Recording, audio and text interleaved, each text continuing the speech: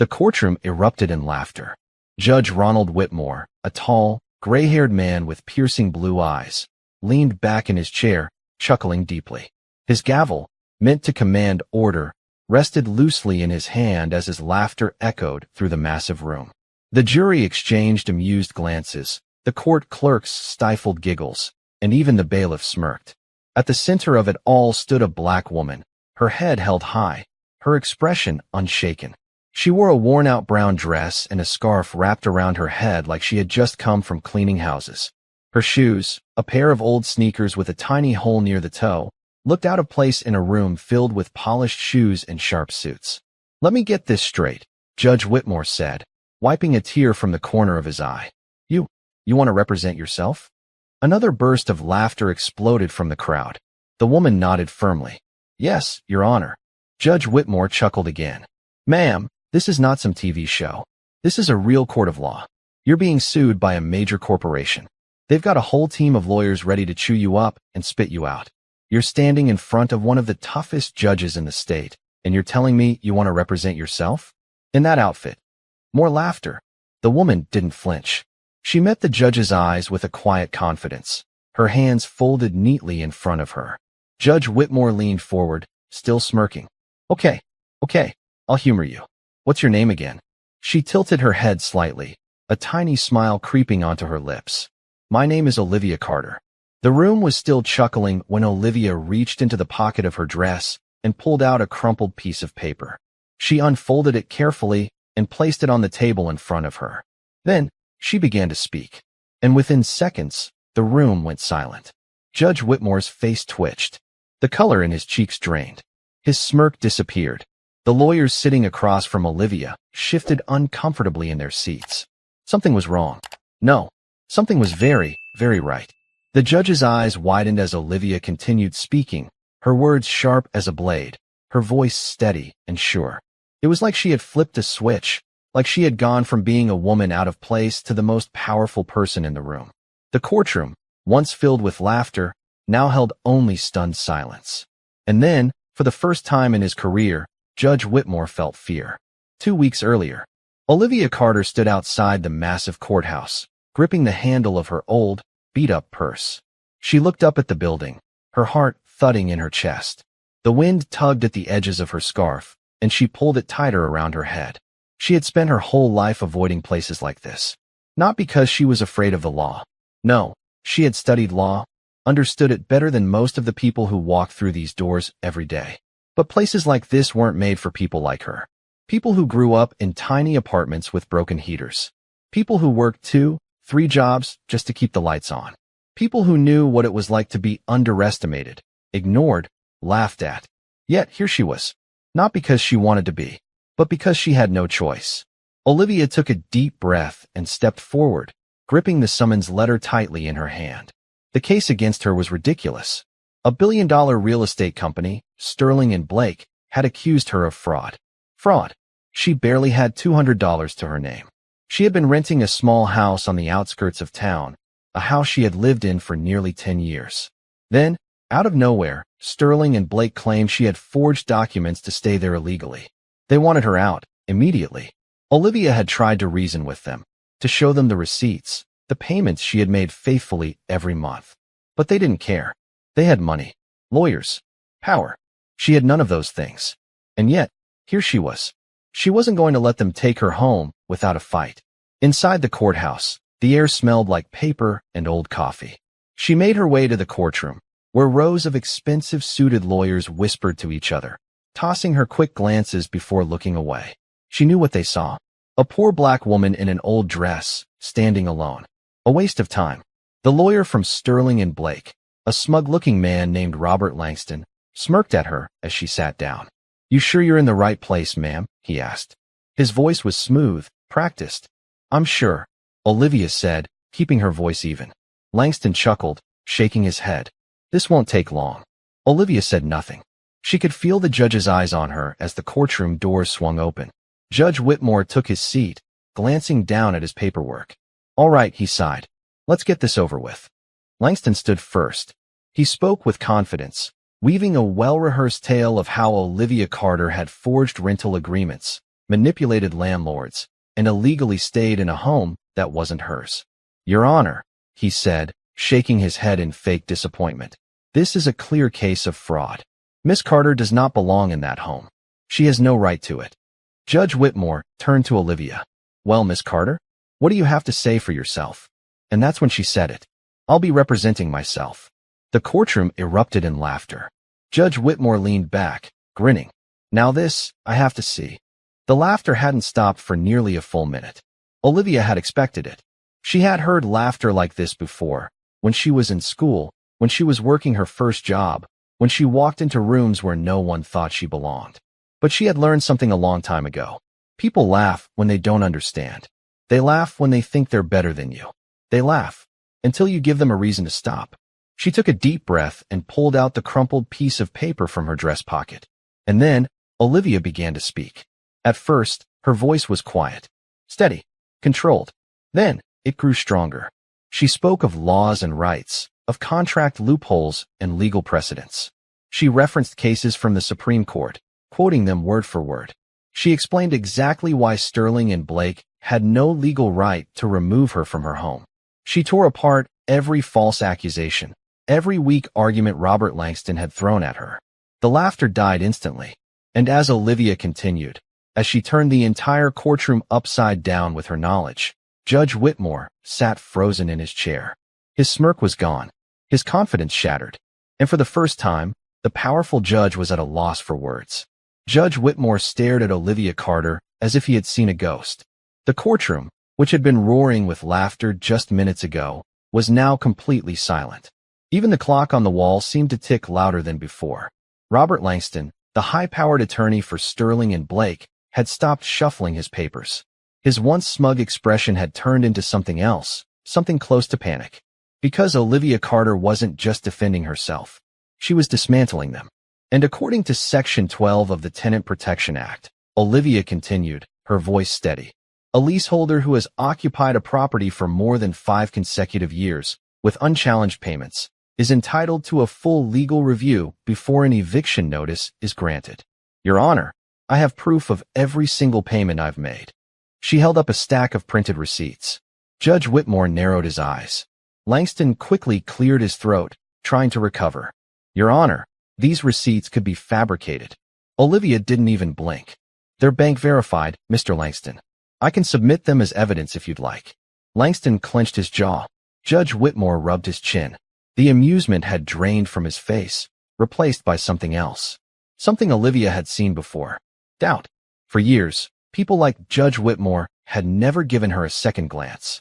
She was just another face in the crowd, someone who wasn't supposed to fight back, someone who was supposed to roll over and accept whatever was handed to her. But now, he was looking at her differently, and so was everyone else. The silence was deafening. Then, Judge Whitmore leaned forward. Miss Carter, he said slowly, do you have any formal legal training? Olivia's lips curled into a small smile. She could have answered him, but why ruin the fun so soon? Instead, she simply said, I know my rights. A murmur rippled through the courtroom. Langston's fingers twitched as he flipped through his legal pad, looking for something, anything, to regain control.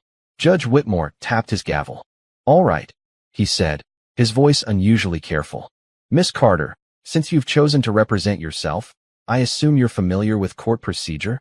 Of course, Your Honor, Olivia replied. A few snickers returned from the crowd, but they were far weaker than before. Because now, everyone was starting to wonder, was she just a desperate woman who got lucky with a few legal terms? Or was she something else entirely? Judge Whitmore sighed. Very well. You may continue your argument. Olivia nodded, then turned back toward Robert Langston. And then, she went in for the kill. 2 months earlier, the morning air was crisp as Olivia tied her apron around her waist and grabbed a bucket of cleaning supplies. The sun had barely risen, but she was already at her first job of the day. Mrs. Templeton, an elderly woman with a sharp tongue, was sitting on her porch, watching Olivia work. You missed a spot, dear, she called out, pointing at the window. Olivia bit back a smile. I'll get it, Mrs. Templeton. She had been cleaning houses since she was 16. It wasn't glamorous, but it paid the bills. Most of her clients barely looked at her, just handed her the money and expected the job done. Mrs. Templeton, however, talked. And today, she had a story to tell. "Did you hear about the new development?" she asked, shaking her head. "That big real estate company, Sterling and Blake, is buying up all the houses in your neighborhood." Olivia froze mid-wipe. "What?" she said. Mrs. Templeton sighed. "They want to tear everything down and build fancy condos. A lot of folks are getting eviction notices." A chill ran through Olivia's spine. "Eviction notices?" she repeated. Mrs. Templeton nodded. "I heard they're using some sneaky tricks, too. Changing lease agreements without tenants knowing. Forcing people out with fake legal claims." Olivia's grip tightened around the rag in her hand. This wasn't just business. This was theft. And she had a feeling she was next.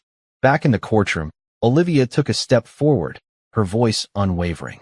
"Mr. Langston," she said, her tone sharp, "you've repeatedly claimed that I forged my lease agreement." Langston's jaw was tight. "That's correct.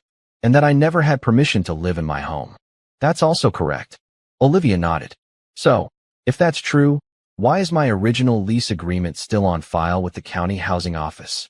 Langston froze. Judge Whitmore lifted his eyebrows. "Excuse me.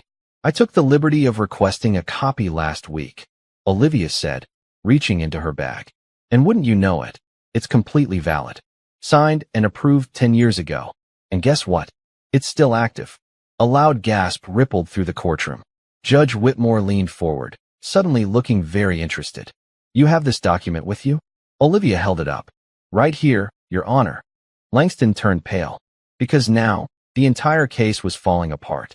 Judge Whitmore gestured for the bailiff to take the paper and bring it to him. He read over it, his face tightening. This contradicts everything your firm has presented, Mr. Langston," the judge said slowly. Langston stammered. "Your Honor, there must be some mistake." But Olivia wasn't done yet. She reached into her bag once more and pulled out another document. A second lease agreement.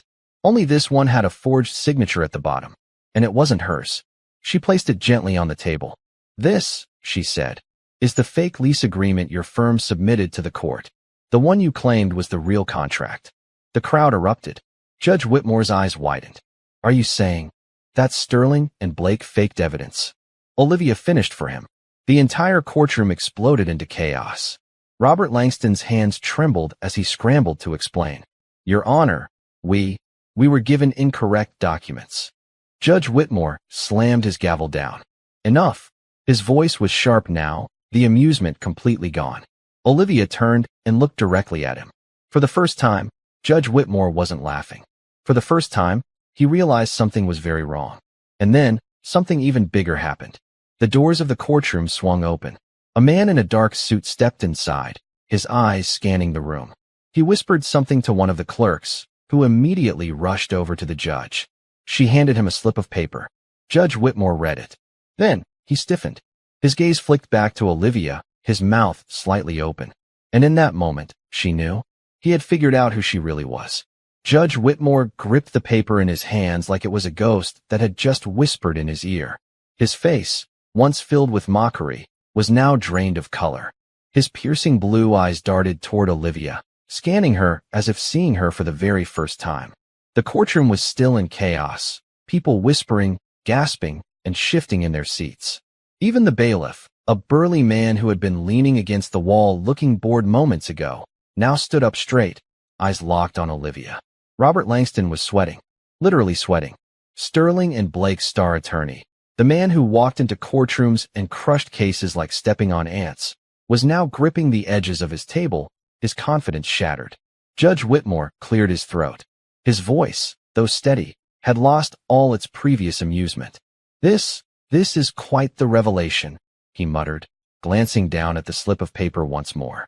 He looked up at the suited man who had entered the courtroom, the one who had handed the note to the clerk. "Is this information verified?" the judge asked. The suited man nodded. "Yes, Your Honor. Just confirmed." Judge Whitmore set the paper down slowly. Then, he did something no one expected. He turned to Olivia, and he swallowed. "Miss Carter," he said, his voice quieter than before. "Would you mind telling the court where, exactly, you got your legal knowledge from?" Silence. A silence so thick, so heavy, that you could hear the distant hum of the air conditioning. Olivia didn't say a word. She just stood there, her hands folded neatly in front of her, watching him. Judge Whitmore shifted in his seat. He cleared his throat again, as if trying to regain control. Miss Carter, I am asking you a direct question. More silence. Then, Olivia smiled. Not a cocky smile. Not a smug one. Just a simple, knowing smile. One that said, I know something you don't. And it was driving everyone insane. Finally, she spoke. I already told you, Your Honor. She tilted her head slightly. I know my rights. A collective shiver ran through the room. Judge Whitmore exhaled sharply, his patience cracking. You're playing a dangerous game, Miss Carter, he said, his voice suddenly low. But Olivia? She didn't flinch. Instead, she leaned in. With all due respect, Your Honor, she said. So are you. Boom. It was like a bomb had gone off. People gasped. Someone in the back whispered, What does that mean? Langston, still gripping his table, looked like he wanted to be anywhere but here. And then, Judge Whitmore's jaw clenched. His eyes darted toward the suited man in the back, the one who had just exposed whatever secret was written on that slip of paper. And for the first time since this case started, the judge looked afraid. 3 months earlier, Olivia stood in the tiny break room of the diner where she worked her second job, pouring herself a cup of stale coffee. Her back ached. Her feet were sore from 8 straight hours of taking orders, cleaning tables, and dodging rude customers who never bothered to say thank you. She was exhausted, but she was also angry. The eviction notice had arrived the day before. She had held it in her hands, staring at the bold, red letters stamped across the page. You have 30 days to vacate. No warning. No explanation. Just gone. She had spent 10 years in that house. 10 years building a home, filling it with memories, painting the walls, planting flowers in the tiny front yard. And now, some greedy real estate company was trying to steal it from her. For what? More money? The anger bubbled up inside her, burning hotter than the coffee in her cup. Most people in her position would give up, pack their bags, cry and beg and hope for mercy. But Olivia Carter? She wasn't most people.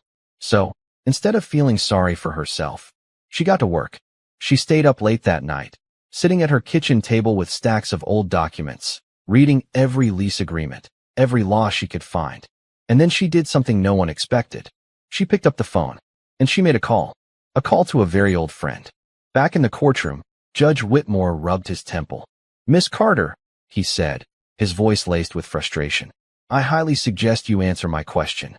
Olivia simply blinked at him. And then, the door of the courtroom swung open again. Every single head in the room turned as another person walked in.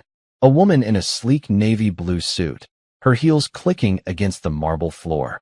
She had short, silver-streaked hair, and she walked with the kind of confidence that made people step aside without even realizing it. She wasn't smiling. In fact, she looked deadly serious. Judge Whitmore's face paled. Robert Langston stiffened so fast he nearly knocked over his water. Even the bailiff's eyes widened, because they knew who she was. And in that moment, everything changed. The woman stopped right next to Olivia. Then, without a single word, she turned to Judge Whitmore. And she spoke. Your Honor, she said coldly, you might want to reconsider how you handle this case. Judge Whitmore's lips parted slightly. Because this woman was one of the most powerful attorneys in the entire country. And the fact that she was standing next to Olivia Carter meant one very terrifying thing. Olivia wasn't just anybody. She was somebody. And now, every single person in that courtroom knew it. The weight of the moment crushed the air out of the room. The woman in the navy blue suit, Victoria Lawson, stood next to Olivia Carter with a presence so commanding, it felt like the entire balance of power had shifted. Judge Whitmore had gone rigid, his usual authority suddenly feeling fragile. Robert Langston looked like he was about to pass out. Even the jury, who had been smirking at Olivia only moments ago, sat up straight. Because everyone knew who Victoria Lawson was. She wasn't just an attorney. She was a legend. A former Supreme Court litigator. A woman whose name commanded respect in every legal circle. And now, she was standing beside Olivia Carter. The tension in the room was suffocating. Judge Whitmore cleared his throat. Miss Lawson, he said carefully, I was not aware you had any involvement in this case. Victoria gave him a small, icy smile. You weren't supposed to be. Whitmore's jaw tightened. Robert Langston swallowed hard. This is highly unusual, Whitmore continued. his voice less steady than before. I'd like to understand. Victoria cut him off. No, I think we'd all like to understand, Judge. Judge Whitmore's face darkened. She was challenging him, and she wasn't even being subtle about it. A murmur rippled through the courtroom. Miss Lawson, Langston interjected, his voice thin and strained. I must say, I'm surprised to see you here. Victoria turned to him with a smile that was sharp enough to cut glass. Oh, I'm sure you are, she said smoothly. Langston flinched, because he knew what was coming next. Victoria took a step forward, slipping a folder onto the judge's desk. Your Honor, she said coolly, before you make any more assumptions about Miss Carter, I'd like to submit this into evidence. Judge Whitmore hesitated. Then, slowly, he reached for the folder and opened it. The moment his eyes scanned the first page, his entire body stiffened. His fingers tightened around the edges. His face went pale. Robert Langston leaned forward, trying to catch a glimpse. What is that? He asked, his voice cracking slightly. Victoria turned her head and smirked at Olivia. Then, she spoke. It's Olivia Carter's bar certification. Boom. The courtroom exploded into gasps. People jumped in their seats. The stenographer's fingers froze over the keyboard. The jury stared, slack-jawed. Even the bailiff's eyes doubled in size. Robert Langston's entire body locked up. That's impossible, he choked out. Judge Whitmore was speechless. For the first time in his career, he had no words. Because right in front of him, right in his own hands, was the proof. Olivia Carter wasn't just some poor black woman struggling to keep her home. She was a licensed attorney, a Harvard-educated attorney, and she had been playing them all. For years earlier, the day Olivia Carter passed the bar exam, she sat alone in a tiny coffee shop, staring at the results on her phone. She had done it. She had worked herself to the bone, studying late nights, sacrificing sleep, working 2 jobs to pay for tuition. And now, she had officially beaten the odds. She was a lawyer, a real one. But when she looked up from her phone, she wasn't met with applause. No celebration, no excitement. Just the same world that had always tried to keep her out. She had applied to over 20 law firms. All rejected her. Some gave fake excuses. We're not hiring right now. Some didn't even respond at all. But Olivia wasn't stupid. She saw who was getting hired. Men in pressed suits. Women from privileged backgrounds. People who had never struggled a day in their lives. It didn't matter that she was smarter. It didn't matter that she had outscored half of them. To the world, she was still just another black woman with no connections. And so, after months of rejection, Olivia made a choice. She walked away from the legal world. She took a job cleaning houses. She worked in diners. She became invisible because she realized something. People show their true colors when they think you don't matter. And one day, she was going to make them regret it. Back in the courtroom, Judge Whitmore finally found his voice. This must be a mistake, he stammered. Olivia smiled for the first time. There's no mistake, Your Honor, she said. I passed the bar 4 years ago. Gasps rippled through the crowd. Robert Langston's hands shook. Judge Whitmore leaned forward. Then why? Why did I pretend to be someone else? Olivia finished for him. She tilted her head. Because I wanted to see what happens when people underestimate me. The silence was deafening. Langston's voice came out weak. You tricked us. Olivia raised an eyebrow. No, Mr. Langston, she said smoothly. You tricked yourself. You assumed I was ignorant. You assumed I was weak. You assumed I had no knowledge of the law. And you were so convinced of your own superiority that you didn't even do a background check. Langston's breath hitched. Judge Whitmore rubbed his temple. This had just become the biggest mistake of his career. And Olivia knew it. She stepped forward, her voice calm but deadly. You laughed at me, Your Honor, she said. You mocked me. You humiliated me in front of a courtroom full of people. Judge Whitmore swallowed. And yet, Olivia continued, I am standing here, in front of you, with more legal knowledge than half the lawyers in this building. Langston looked sick. Judge Whitmore looked trapped. Victoria Lawson smiled. Your Honor, she said smoothly, I believe this case needs to be dismissed. Judge Whitmore opened his mouth, closed it, opened it again. Then, finally, court is adjourned. He slammed his gavel down. And just like that, the entire case collapsed. But Olivia? She wasn't finished yet. Because she wasn't just here to win. She was here to make them pay. And this was only the beginning. The gavel's echo had barely faded before the courtroom erupted. People were on their feet, whispering, shouting, scrambling to understand what had just happened. Robert Langston, who had walked into court smug and untouchable, now sat frozen in his chair, his face drained of color. Judge Whitmore looked like a man drowning. His grip on power, the absolute authority he once commanded, had been shaken in a way he had never experienced before. And at the center of it all stood Olivia Carter, the woman they had mocked, the woman they had underestimated, the woman they had thought was nothing. And now, they were terrified of her. Victoria Lawson, standing beside her, gave Olivia a small nod. A knowing one. A proud one. Because this wasn't just a win. This was a reckoning. But Olivia? She wasn't smiling. Because this wasn't over. Not by a long shot. 30 minutes later, Olivia sat on a stone bench outside the courthouse, staring at the city skyline. The chaos inside was still unraveling. News had already begun to spread. Phones were ringing.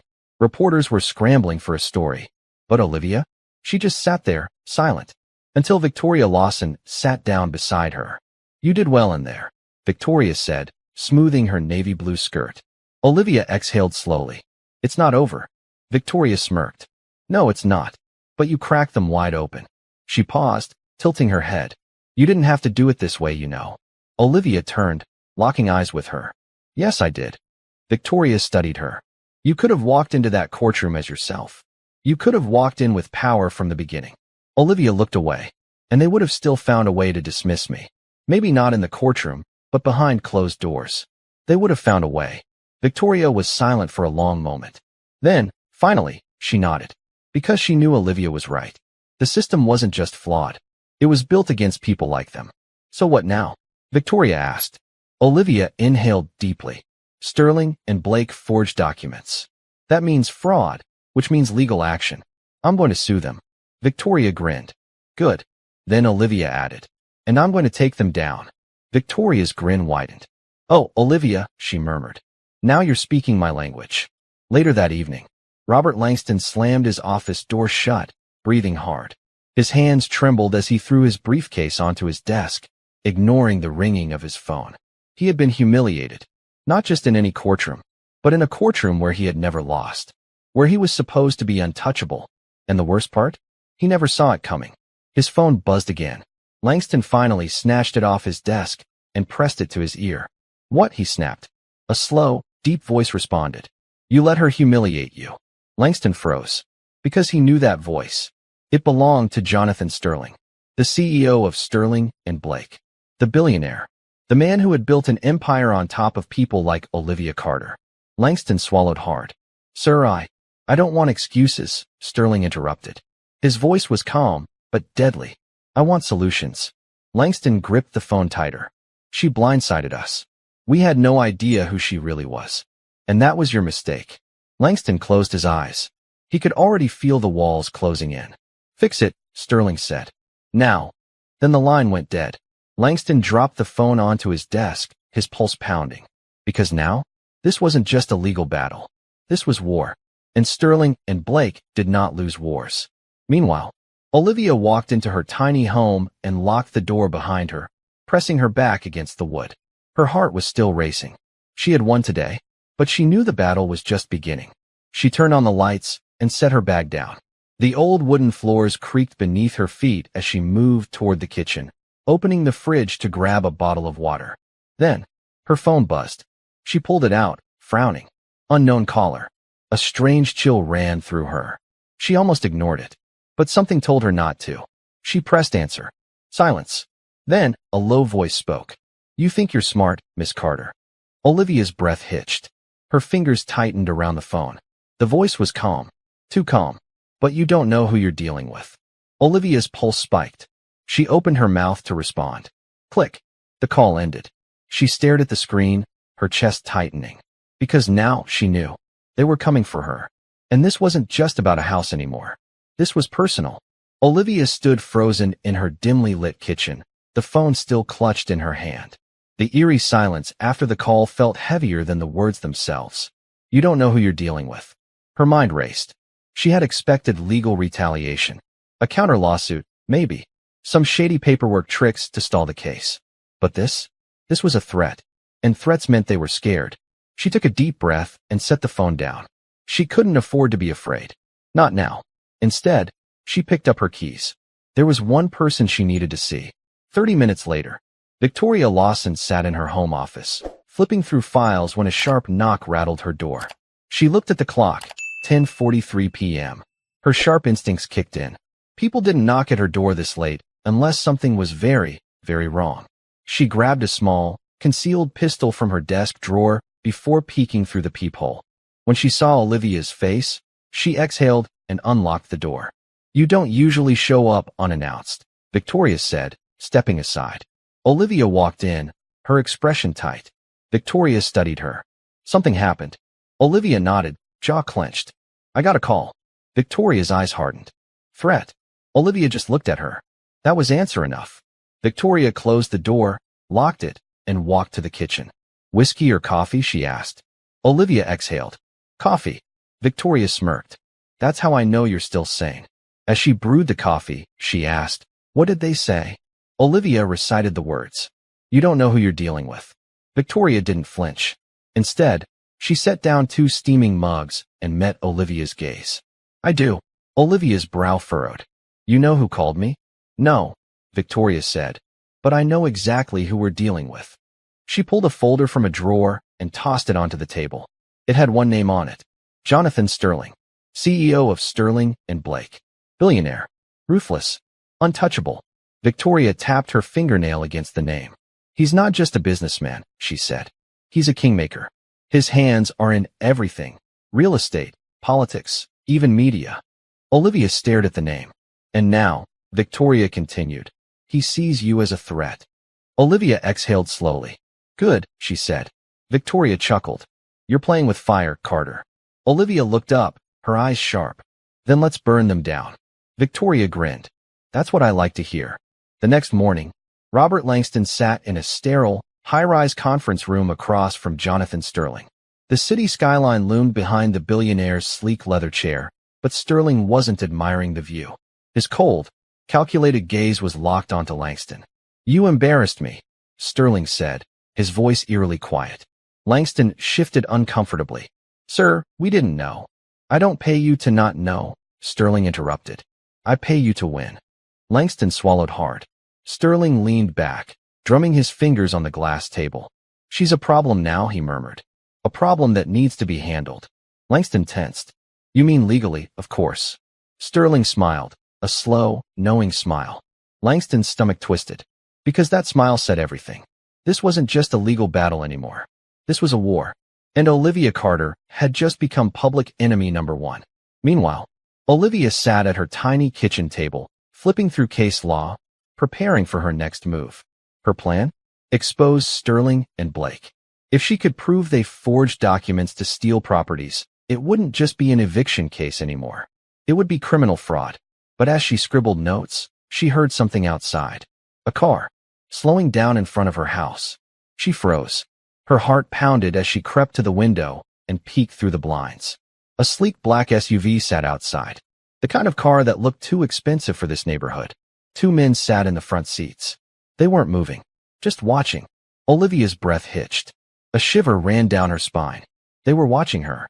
She backed away from the window, gripping her phone. And then, the power went out. The lights. The fridge. Everything.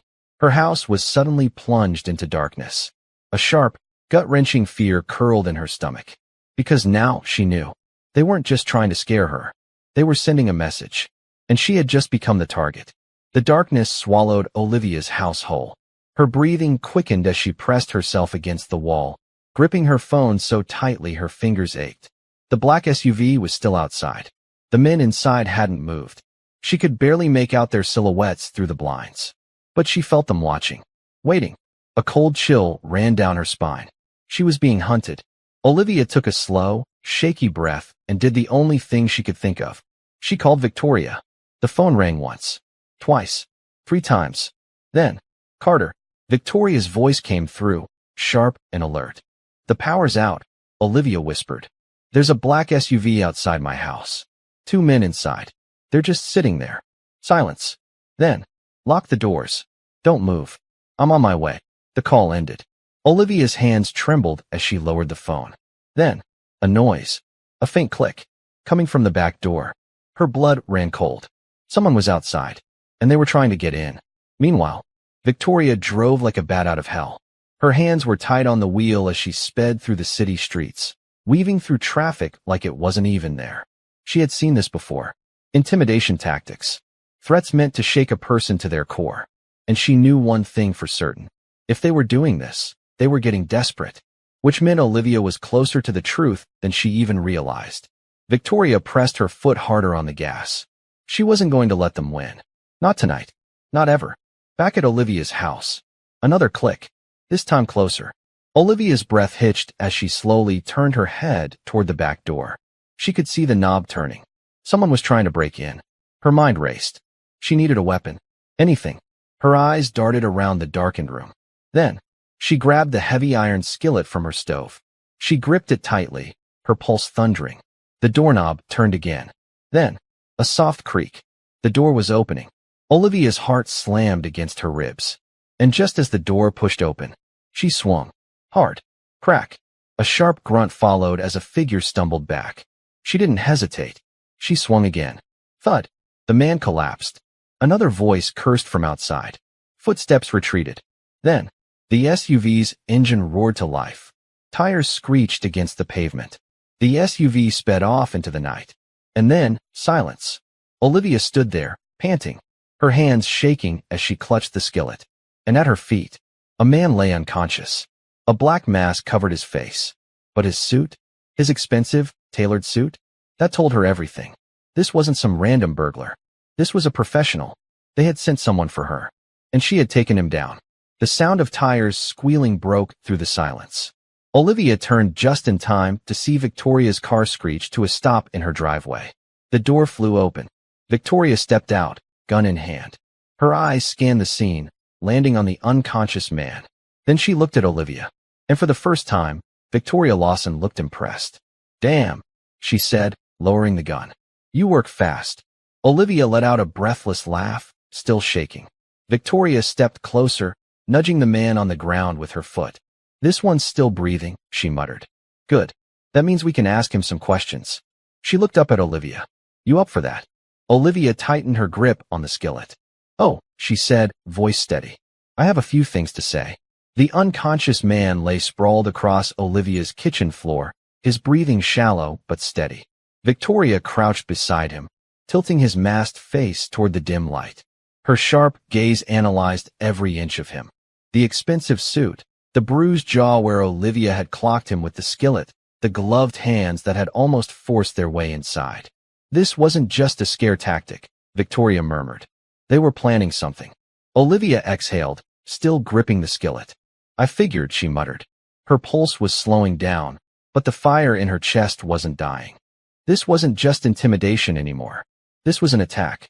Victoria pulled off the man's mask, tossing it aside. And when his face was revealed, Olivia stilled. A long, jagged scar ran down his left cheek. His nose had clearly been broken before, leaving it slightly crooked. But his eyes, even though they were shut, Olivia recognized him. Her fingers tightened around the skillet. He works for Jonathan Sterling. Victoria looked up. You sure? Olivia nodded. I've seen him before. He was at the courthouse, watching the trial. And I saw him at the Sterling and Blake building when I went to check their records. Victoria's expression hardened. Then we need answers, she said.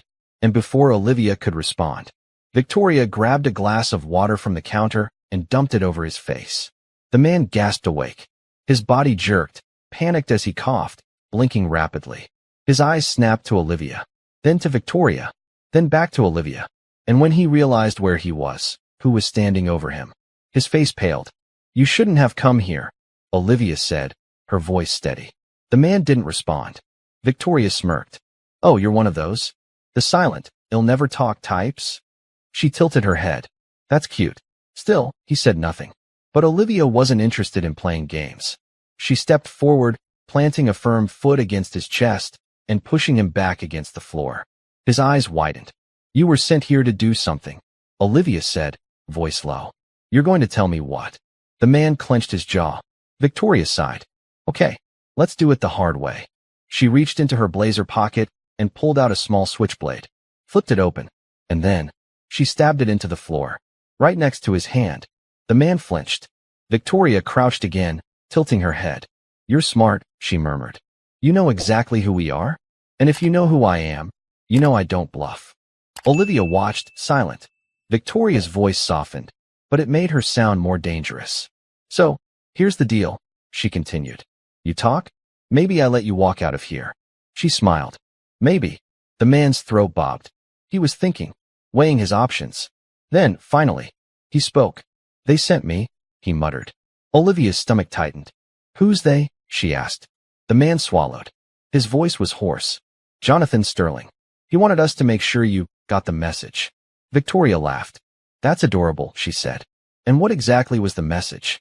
Because so far, all I see is that Olivia Carter knocked you on your ass." The man's cheeks reddened. His gaze flickered to Olivia. She didn't blink. "Was the plan just to scare me?" she asked. Silence. Then, his eyes shifted. Not to Olivia. Not to Victoria. To the back door. The one he had come through. And suddenly, Olivia understood. Her blood ran cold. This wasn't just an intimidation attempt. They hadn't just sent a warning. They had sent two men. And only one was on the floor. Her body whipped around. Her eyes darted toward the dark hallway. The hairs on the back of her neck stood up. And then, a floorboard creaked.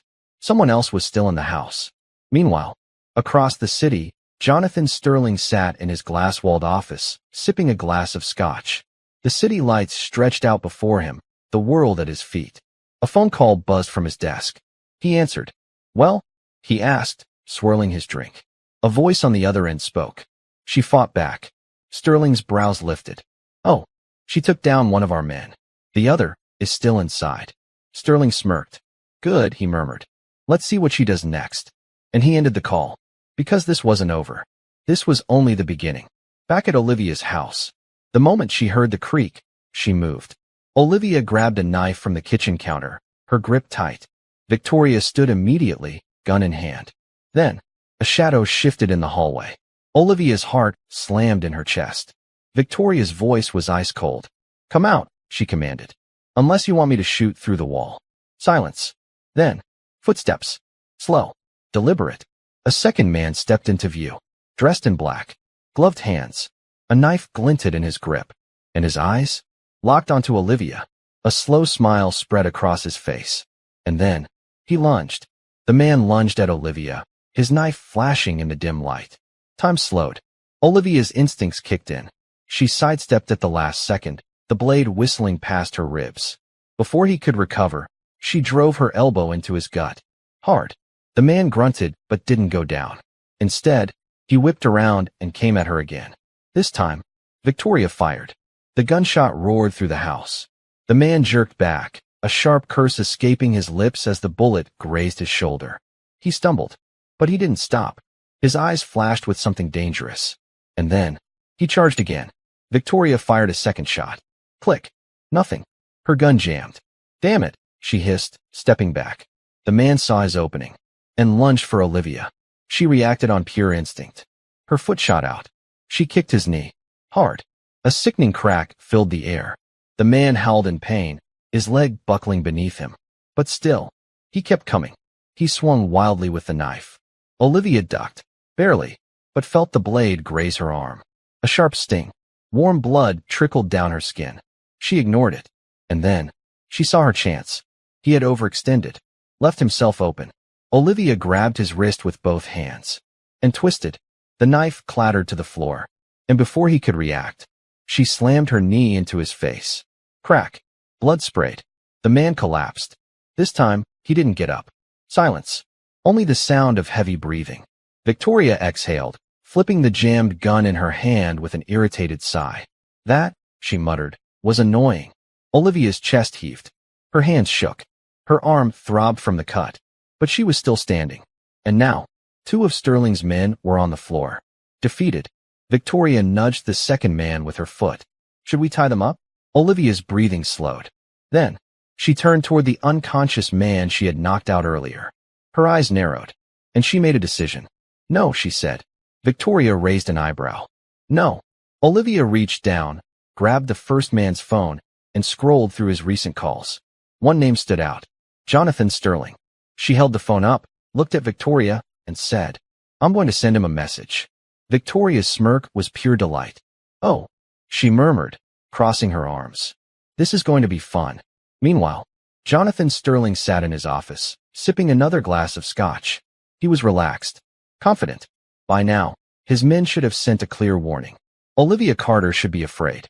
But then, his phone buzzed. He glanced at the screen. A call from one of his men. A slow smile spread across his face.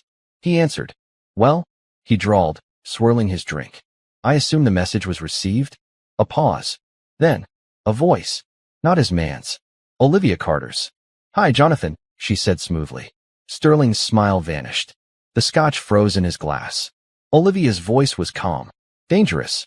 I just wanted to call and let you know." She paused. "Your men? They lost." Sterling's jaw tightened. His grip on the glass tightened. Then Olivia added, "And next time, send someone better." Click. The call ended. Sterling sat there, silent, still. Then, with one sudden, violent motion, he hurled his glass against the wall. It shattered into 1,000 pieces. His chest heaved. His teeth clenched. Because now, Olivia Carter wasn't just a problem. She was a threat. And threats? He eliminated. This wasn't just a legal battle anymore. This was personal. And if Olivia thought she could win, she was about to learn just how far Jonathan Sterling was willing to go. Jonathan Sterling did not lose. He didn't lose deals. He didn't lose power. And he damn sure did not lose to a nobody. Yet here he was, sitting in his top-floor office, his glass shattered across the floor, staring at the phone like it had personally betrayed him. Olivia Carter had just done something no one had ever dared to do. She had mocked him, and she had won. Sterling's hands tightened into fists. She thought this was over. She thought she had beaten him. He exhaled, slow and controlled. Fine. If she wanted to play this game, he'd show her exactly what it meant to go against him. He pressed a button on his desk. A second later, his assistant walked in, a tall man in a perfectly tailored suit, eyes cold as steel. Sterling didn't look up. "Find me everything on Olivia Carter," he said, voice dangerously calm. The assistant nodded. "We already ran background on her, sir." There wasn't much. Sterling's jaw twitched. "Then look again." His assistant hesitated. "Sir, if we go deeper, we may." Sterling's gaze snapped up, ice in his expression. The assistant shut his mouth. Then he gave a stiff nod. "I'll get it done." As he turned to leave, Sterling added, "Oh, and one more thing." The assistant paused. Sterling's voice was calm. "Deadly. If she wants a war," he murmured, "let's give her one." Meanwhile, Olivia and Victoria sat in Victoria's apartment, a sleek, high-rise space with floor-to-ceiling windows that overlooked the city. Victoria poured herself a whiskey and leaned back, smirking. "I gotta say, Carter," she said, swirling her drink. "That phone call, that was ballsy." Olivia leaned against the counter, arms crossed. "He wanted to scare me," she said. "I wanted him to know he failed." Victoria chuckled. "Oh, trust me, he knows." She tilted her head. "Which means he's going to hit back harder." Olivia nodded. "I know." Victoria studied her for a moment, then sighed and took a sip. "So," she said, "what's next?" Olivia exhaled slowly. "We go after Sterling and Blake," she said. "Hard." Victoria raised an eyebrow. "You want to take down $1 billion company?" Olivia's eyes burned with determination. "I want to expose them," she said. "The fraud, the illegal evictions, everything." Victoria tapped her fingers on her glass. "That's going to take evidence." Olivia reached into her bag and pulled out a folder. Victoria's brows lifted. "Where did you get this?" she asked, flipping through the pages. Olivia smirked. "I did my homework." Inside were documents, contracts, and financial statements, all pointing to illegal deals, forged leases, and fraud committed by Sterling and Blake. Victoria let out a low whistle. "This is good," she admitted. "Really good." Then her smirk faded. "But it's not enough." Olivia frowned. "What do you mean?" Victoria set the folder down. "This proves shady business," she said. "But we need proof of intent. We need to tie it to Sterling himself." Olivia clenched her jaw. That meant they needed a direct link. A paper trail. A whistleblower. Victoria drummed her fingers against the table. "We need someone inside," she said. "Someone who knows where the bodies are buried." Olivia thought for a moment. Then, an idea hit her. She pulled out her phone and scrolled through her contacts. Victoria raised an eyebrow. "Who are you calling?" Olivia's lips curved into a small smile. Someone who used to work for Sterling and Blake. She pressed call. The phone rang once. Twice. Then, a voice answered. Who is this? Olivia took a breath. It's Olivia Carter, she said. And I think we need to talk. A long pause. Then, the voice on the other end said, I was wondering when you'd find me. Victoria's eyes narrowed. And Olivia knew. They had just found their key. Meanwhile, Sterling sat at his desk when his assistant walked back in, carrying a thick file. Sterling gestured for him to speak. The assistant set the folder down. We went deeper. Sterling leaned forward. And the assistant's voice was careful. Olivia Carter isn't just a lawyer. Sterling's eyes darkened. The assistant continued. She used to work for the district attorney's office. Sterling's fingers tightened. She specialized in fraud cases. Sterling's breathing slowed. She was on track to become one of the top prosecutors in the state. A tense silence filled the room. Sterling sat back, his expression unreadable. Then, he let out a low chuckle. So that's who she was. She wasn't just some tenant fighting for her home. She was a prosecutor who had walked away. And now she was coming for him. His assistant shifted uncomfortably. Sir, if she digs deep enough. She won't get the chance, Sterling murmured. His assistant hesitated. What do you want to do? Sterling's smile was cold. Make sure she never sees the inside of a courtroom again. Back at Victoria's apartment, Olivia ended the call. Victoria studied her. Well, she asked. Olivia's expression was unreadable. They agreed to meet, she said. Victoria grinned. Looks like we have an informant. Olivia nodded. But something felt off. Something about the way the person on the phone had spoken. Like they had been expecting her. Like they already knew what was coming. A strange chill crept down Olivia's spine. Because in this game of power, nothing was ever that easy. And something told her. She wasn't the only one setting a trap. The tension sat thick in the air as Olivia and Victoria drove through the city streets toward the secret meeting location. The informant had been vague about the details. No names. No specifics. Just a time. Just a place. 9 p.m. Abandoned warehouse. Dockside. Victoria tapped her fingers against the steering wheel, eyes narrowed. This feels like a setup, she muttered. Olivia stared out the window, lost in thought. It did feel like a setup, but it was the only lead they had. If it is, we'll handle it, Olivia said. Victoria smirked. You really think we're just gonna walk in there and they'll hand us Sterling on a silver platter? No, Olivia admitted. But I think they have something. Victoria exhaled through her nose, gripping the wheel tighter. Well, let's hope they're more afraid of us than they are of him. They drove the rest of the way in silence. But the closer they got, the heavier Olivia's gut twisted. Something about this felt wrong. And that feeling only grew stronger when they pulled up to the warehouse. Because something was off. The warehouse stood silent and still, looming over the dark waters of the docks. A single dim light flickered above the entrance. The entire place felt abandoned. Empty. Too empty. Victoria parked the car a safe distance away. She reached into her jacket, checking her gun. Just in case, she muttered. Olivia took a slow breath, adjusting the small recording device hidden in her coat. They stepped out. The wind howled through the open docks, carrying the scent of salt and rusted metal. The silence was suffocating. Olivia's heart pounded as she pushed the warehouse door open. And when she stepped inside, she froze. Because someone was already there. A man, standing in the shadows. His hands in his pockets. His posture too relaxed. And when he stepped forward, the light hit his face. And Olivia's stomach dropped. Because she knew him. Daniel Pierce. One of Sterling's top executives. And a man with blood on his hands. Victoria cursed under her breath. Yeah, this was a setup. Daniel smiled. Ladies, took you long enough. Meanwhile, Jonathan Sterling stood in his penthouse, watching the city below. His assistant stood behind him, phone in hand. They took the bait, the assistant said. Sterling smirked. Of course they did. He turned, taking the phone from his assistant. Then, he pressed a button. And across the city, inside that warehouse, Daniel Pierce's phone buzzed. He pulled it out, checked the screen, and then, his smirk grew. He looked at Olivia, and his next words sent a chill down her spine. Mr. Sterling says hello. Then, the doors slammed shut behind them. Victoria whipped around, gun raised. But it was too late. A group of men emerged from the shadows. Dressed in black. Armed. A trap. Olivia's pulse spiked. Daniel sighed, shaking his head. You should have walked away, Olivia. She clenched her fists. You should have never underestimated me. Daniel's smile widened. Oh, we didn't, he said. Then he nodded to the men. And just like that, they attacked. The moment the men moved, Olivia reacted. Her instincts screamed danger, but she didn't freeze, she fought. One of the goons lunged at her. She sidestepped, grabbed his wrist, and twisted hard. A sharp snap echoed through the warehouse as he howled in pain.